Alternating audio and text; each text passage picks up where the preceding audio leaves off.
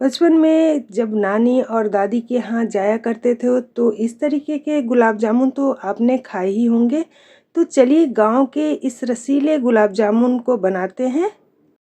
बहुत ही आसान सी रेसिपी है दोस्तों। इसे अगर आप सही तरीके से फॉलो करेंगे तो आप भी उस तरीके के रसीले गुलाब जामुन बना सकते हैं। मैंने यहाँ 250 ग्राम खोया लिया है और जिससे मैंने घर ही में तैयार किया है। यहाँ पे 2 टेबल स्पून आटा, 1 टेबल स्पून मैंने सूजी लिया है और हाफ टी स्पून मैंने चीनी ली है और 1/4 टीस्पून मैंने यहाँ पे इलायची पाउडर लिया है। साथ ही वह 1 चुटकी मैंने यहाँ पे बेकिंग पाउडर लिया है और दही आवश्यकता अनुसार डालेंगे। 1 से 2 चम्मच दही इसमें पड़ेगा। अगर हमें ज़रूरत पड़ेगी तो मैं बाद में इसमें दूध भी ऐड करूँगी। आटा मैंने 2 चम्मच लिया है। अगर आप पहली बार बना रहे हैं तो आप 1 चम्मच आटा लें और उसमें 1 चम्मच सूजी मिक्स करके बनाएं। इससे अच्छा होगा अगर आप पहली बार बना रहे हैं तब। 600 ग्राम मैंने चीनी लिया है और इसमें मैं डालूँगी 2.5 कप के बराबर पानी। एक तरफ मैं चीनी की चाशनी बनाऊंगी गैस पे इसे चलाते हुए और दूसरी तरफ मैं खोए को अच्छी तरीके से प्रिपेयर करूंगी गुलाब जामुन के लिए। ये जो मावा मैंने 250 ग्राम लिया है उससे मैंने घर में ही तैयार किया है। जब भी थोड़ा थोड़ा दूध कभी कभी बच जाता है घर में तो उसे मैं जमा कर लेती हूँ और उसका थोड़ा थोड़ा ही दूध का खोआ बनाते हुए इस तरीके का मैं खोआ बनाकर रख लेती हूँ। और इस खोए को आपको 3 दिन तक बाहर ही, फ्रिज में नहीं रखना है, बाहर ही 3 दिन तक इसे ढककर छोड़ देना है। इस गांव वाले गुलाब जामुन का स्वाद तभी आएगा जब ये खोया थोड़ा बाहर रहेगा और खोए में हल्का सा खट्टापन अपने आप आए तभी तभी इसका टेस्ट आपको उस गांव वाले गुलाब जामुन की तरह लगेगा। बहुत ही टेस्टी गुलाब जामुन बनता है ये। आपको कहीं भी अब मार्केट में जल्दी ये मिलता नहीं है, लेकिन आप घर में इसे आसानी से बना सकते हैं। हर जगह खोए और पनीर से जो बना हुआ गुलाब जामुन है वो मिलता है, लेकिन इस तरीके का जो गुलाब जामुन है वो बहुत ही रेयर है और बहुत ही कम मिलता है। इसमें मैंने 2 टीस्पून के बराबर दही डाला है और दही भी थोड़ा खट्टा होना चाहिए। अगर खट्टा दही है तो ज़्यादा अच्छा है। इसे हथेली से मसलना है, खोए को एकदम चिकना कर लेना है, फ्लफ़ी हो जाएगा ये। हथेली से मसलते हुए मैंने इसे पूरा फ्लफ़ी कर लिया है और उसके बाद अब मैं इसमें डाल रही हूँ आटा और सूजी। मैं बार बार इसे बनाती हूँ इसलिए मैंने 2 टेबल स्पून आटा एक बार में डाला है। आप 1 टेबल स्पून पहले डालें, 1 टेबल स्पून आटा और 1 टेबल स्पून सूजी। अगर आपको लगता है कि बहुत ज़्यादा सॉफ्ट हो रहा है गुलाब जामुन, टूटने लग रहा है, तब आप उसमें थोड़ा सा आटा और ऐड करें और उसके बाद फिर से उसका डो तैयार कर लें। तो इस तरीके से आप बना सकते हैं। अगर ज़्यादा आटा होगा तो गुलाब जामुन टाइट हो जाएगा, कम आटा होगा तो बहुत ही ज़्यादा सॉफ्ट होगा, टूटने के चांस होंगे। तो इसलिए आप इस चीज़ को ध्यान रखें कि पहले 1 चम्मच ही आटा डालना है। ये मेरा डो बहुत हार्ड है इसलिए मैंने इसमें 1 टेबल स्पून मिल्क और ऐड किया है और 1 टेबल स्पून अभी और मैं ऐड करूँगी डो को सॉफ्ट करने के लिए। अगर आपका मावा बहुत ज़्यादा टाइट है तो आपको दूध की ज़रूरत पड़ेगी। अगर आपका मावा थोड़ा सा सॉफ्ट है तो दूध की ज़रूरत कम पड़ेगी, तो आप उस हिसाब से डालें। सारी चीज़ों को मैंने मिक्स कर लिया है और अब लास्ट में मैं इलायची पाउडर और चीनी जो मैंने निकाला था उसे मैं दोनों को डालकर और इसे मिक्स कर लूँगी। मिक्स करने के बाद ये डो हमारा तैयार हो जाएगा। इसमें से एक छोटा सा बॉल बनाऊंगी और गुलाब जामुन का शेप देकर गर्म घी में इसे तलूंगी।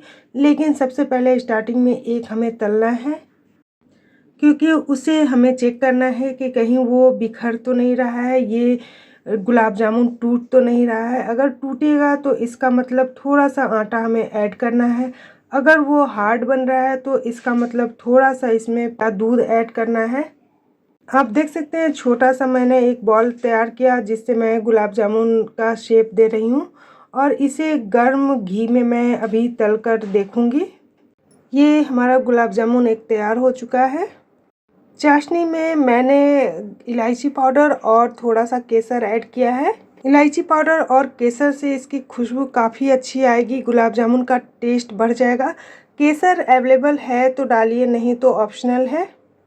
चीनी अच्छी तरीके से घुल जाने के बाद 5 मिनट इसे बॉयल करना है और फिर गैस की फ्लेम ऑफ कर देनी है, क्योंकि हमारा चाशनी तैयार हो जाएगा। घी को बहुत ज़्यादा गर्म नहीं करना है, नहीं तो गुलाब जामुन तुरंत डालते के साथ ही रेड हो जाएगा। तो इसलिए बहुत ज़्यादा गर्म नहीं करना है और लो फ्लेम पे हमें इसे तलना है।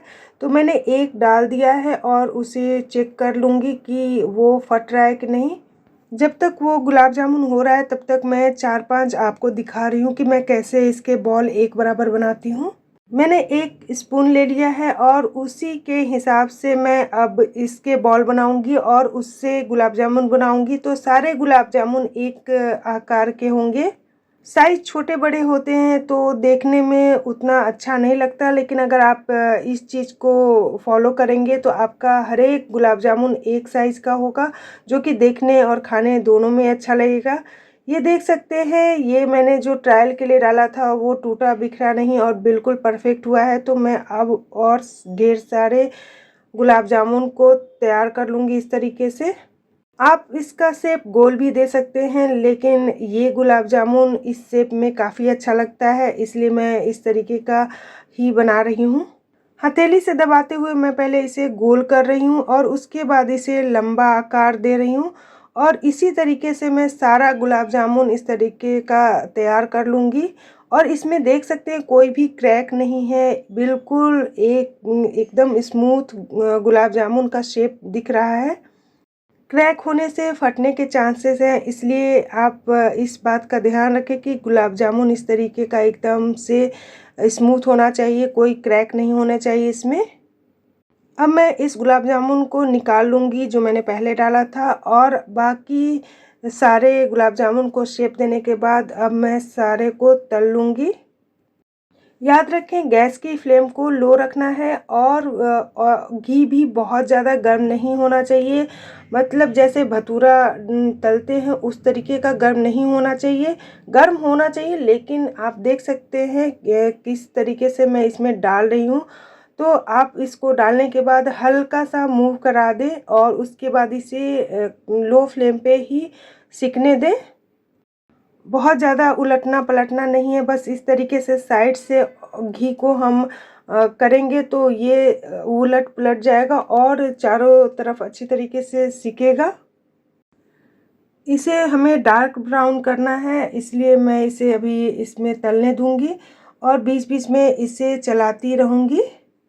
दोस्तों, अगर आपको मेरी वीडियो अच्छी लगती है तो वीडियो को लाइक और शेयर करें। साथ ही साथ अगर चैनल पे नए हैं और अभी तक मेरे चैनल को सब्सक्राइब नहीं किया है तो मेरे चैनल को सब्सक्राइब करें और हाँ, बेल आइकन ज़रूर दबाएं।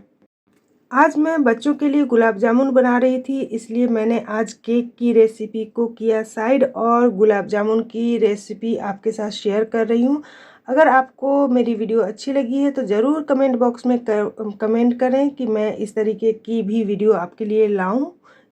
इस तरीके का डार्क हो जाने के बाद मैं इसे अब निकाल कर चाशनी में डाल दूंगी और दूसरा जो मैं अभी बना कर रखा है गुलाब जामुन, उससे मैं इसमें डालूंगी।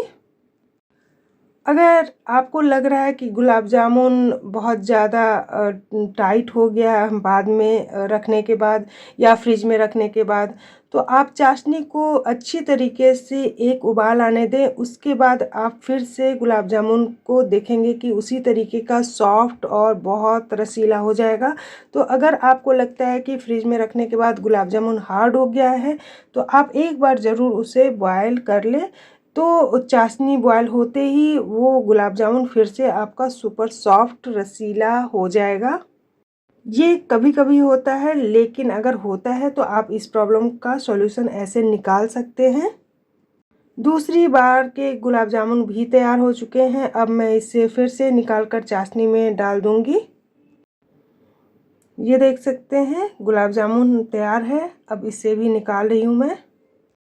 इसे कम से कम 3 से 4 घंटे के लिए इस चाशनी में सोख होने दें और अगर आपको ज़्यादा जल्दी नहीं है तो आप रात में बनाकर रात भर इसे सोख होने दें गुलाब जामुन को, और फिर सुबह खाएं। एकदम रसीले, बहुत ही सुपर सॉफ्ट गुलाब जामुन बनकर तैयार हुए हैं।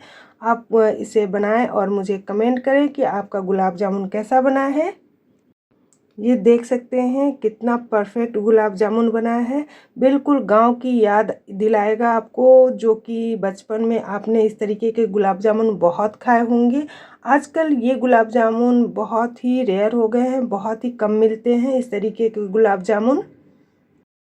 ये देखिए अंदर भी रस भरा हुआ है पूरा, और टेस्टी तो बहुत ही है, ये लाजवाब बनता है। एक बार आप भी इसे ट्राई करके देखें। मैंने 2 गुलाब जामुन आपको कट करके दिखाए, कितना रसीला गुलाब जामुन तैयार हुआ है।